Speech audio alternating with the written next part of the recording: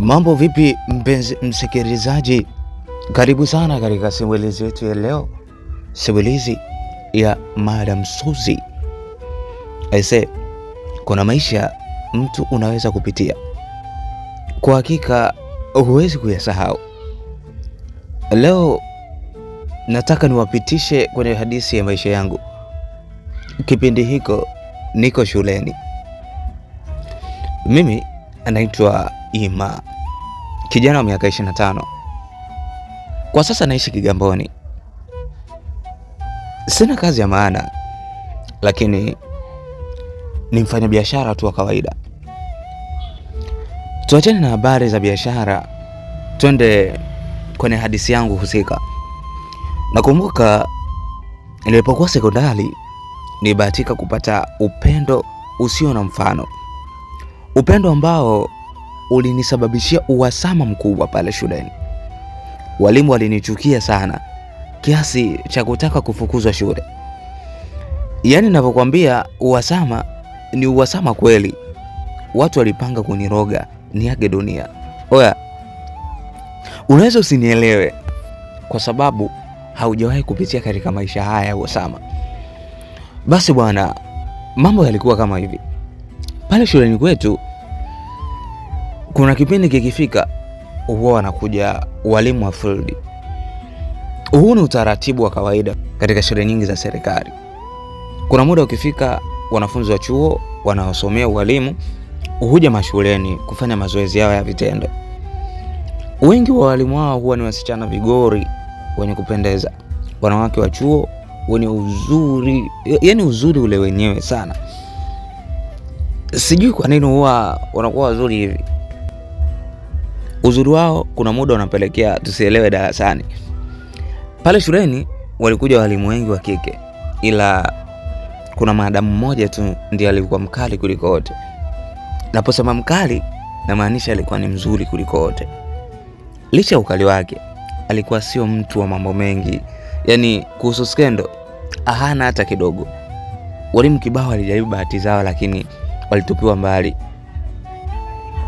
Katika kipindi hiki walimu wetu walioajiliwa walikuwa wanabadilisha tu bidhaa, kwa sababu wanawake hawa huwa ni rahisi sana, wanapenda zaidi pesa. Huyu madamu mzuri sasa kuliko wote alikuwa anaitwa Madam Suzy. Madam Suzy ni mrembo sana, pia anaweza kufundisha. Alikuwa akifundisha Kiswahili, na wakati huu tulikuwa kidato cha 3, hivyo alitukuta katika harakati za uchambuzi wa vitabu. Asikwambie mtu, huyu madam alikuwa anajua kufundisha Kiswahili. Sikuwahi kupenda Kiswahili hata kidogo, lakini kutokana na ufundishaji wake niliona kina faida kwangu. Sasa jinsi alivyokuwa akisimulia vitabu na kuvichambua vilinipa hasira ya kupenda somo. Sio somo tu, hadi mwenye somo nilimpenda, nikatamani awe mke wangu. Jamani, akili ya wanafunzi zinachekesha sana. Mimi nampenda madamu wangu. Yaani sio nampenda kama mwalimu na wanafunzi wake, yani nampenda yani madamu kama mwalimu wangu. Yaani natamani nimmiliki kabisa. Yaani ile pika pakua, alafu mimi ndio niwe baba mjengo. Aise, hii ilikuwa hatari sana. Basi nilivumilia kuendelea kuteseka na pendo la madam. Nikaona isiwe tabu. Nikatafuta ushauri wa rafiki yangu mmoja anaitwa Chepo. Chepo alikuwa ni rafiki yangu, yani wa damu kabisa, yani ile unajua rafiki fulani hivi ambaye mnaendana. Yani unapomwona Chepo basi Ima uwezi kumkosa. Anapotoa mguu Chepo basi mimi ndio nakanyaga. Siku moja tulikuwa tunarudi nyumbani kutoka shuleni, ilibidi nimwambie rafiki yangu, namaanisha huyo Chepo sasa, kuhusu mateso yangu ninayopitia, ile love ambayo iko kwa moyo.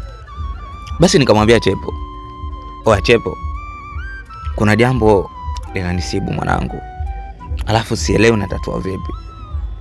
Chepo kanambia, "Jambo gani tena mzee? Ushaanza vipengele vyako. Haya nifunge sasa, maana nakujua tu virungu kama vyote."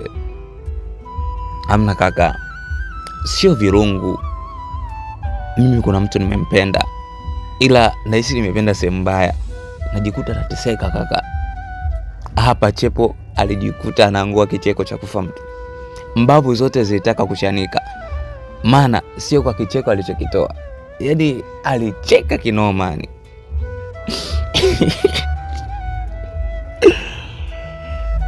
Kaka, leo umenichekesha sana.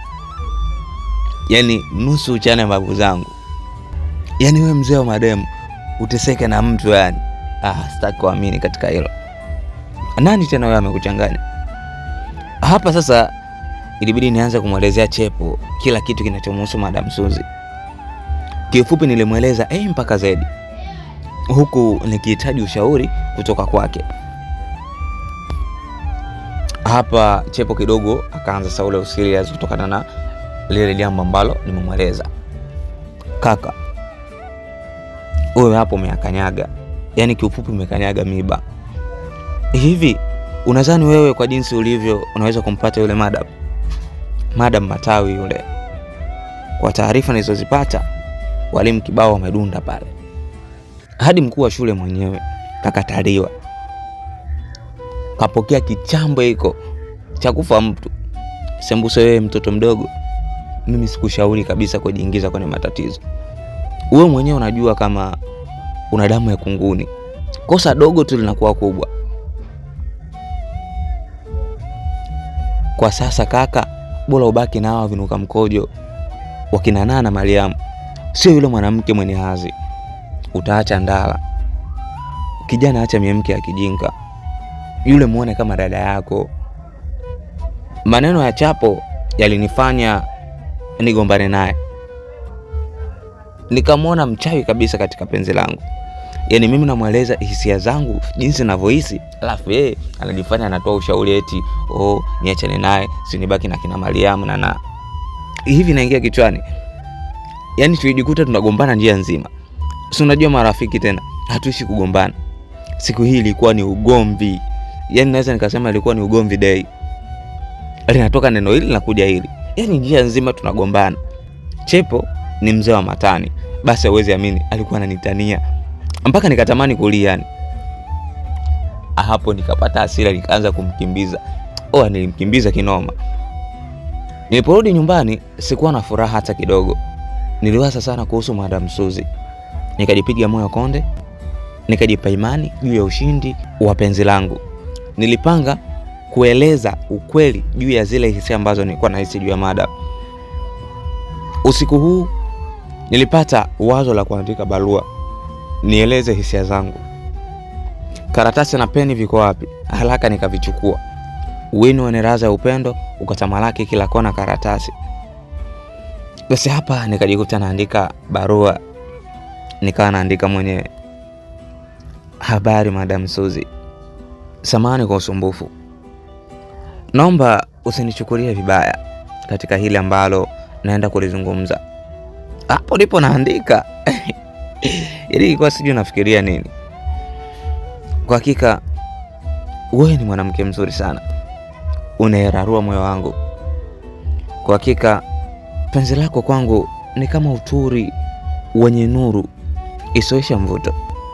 Umbo na shepu yako ya udongo unamaliza hisia zangu. Urembo wako unanifanya nashindwa kuhema. Kwa hakika nateseka na penzi lako. Mimi nimekufa nimeoza juu yako. Kwa sasa nikilema natembelea magongo. Kwa hakika nakupenda sana Madam. Bila wewe siwezi kabisa. Naona wazi kabisa maisha yangu yanaenda kuangamia. Naomba nikubalie. Mimi na hakika utafurahia penzi langu. Sina haja ya kukuchezea. Niko na mapenzi ya dhati kwa ajili yako. Nakupenda sana Madam. Bila kikomo. Kila nikilala unanijia ndotoni. Samahani sana kama nitakuwa nimekukwaza. Ila kaa ufikirie kwa makini. Utapata maamuzi sahihi. Ni mimi nikupendaye. Ima, Mr. Romantic. Jamani, eti nikamalizia mwenyewe. Ima, Mr. Romantic. Basi bwana, ujumbe ukakamilika.